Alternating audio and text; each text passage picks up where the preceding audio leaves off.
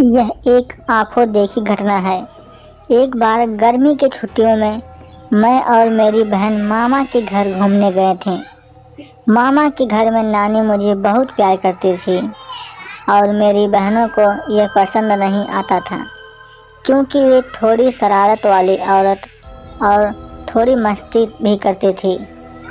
एक दिन मेरी माँ की तबीयत अचानक ख़राब हो गई। तब मेरे मामा मुझे घर लेकर आए, वो भी मेरे घर पर रुक गए।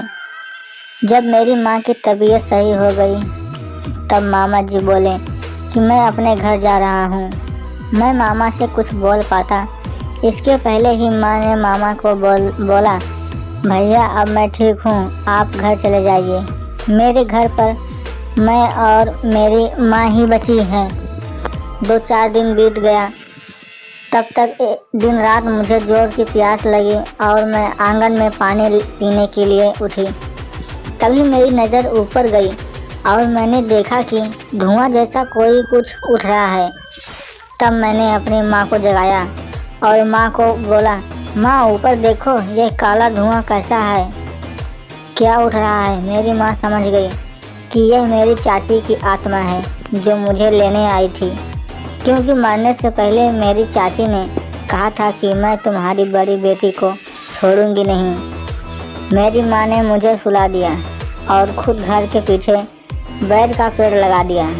उसी के नीचे बैठकर रोने लगी, क्योंकि बकाइन मेहंदी के पेड़ पर हमेशा रात 11:30 बजे के बाद चुड़ैल आत्मा भूत प्रेत निवास करते हैं और उसी पे चाची की आत्मा भी रहती थी। तभी मैंने देखा कि मेरी माँ के आसपास बहुत सारी औरतें बैठी हुई थीं। मेरे दिमाग में कुछ ना कुछ सूझ रहा था।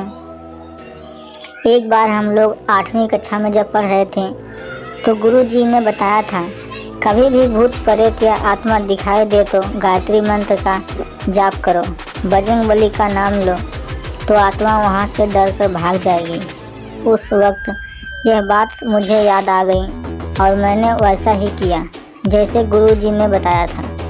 आज मैं और मेरी माँ सही सलामत हैं, लेकिन जब से मेरी माँ के साथ ऐसा हादसा हुआ था तब से माँ को थोड़ी भूलने की बीमारी और थोड़ी डरने की बीमारी हो गई और एक कमरे में बंद रहने लगी, क्योंकि बाहर अभी भी चाची की आत्मा दिखाई देती है। लोग बोलते हैं कि यह असत्य है, लेकिन जिसके ऊपर बीतती है वही जानता है। धन्यवाद।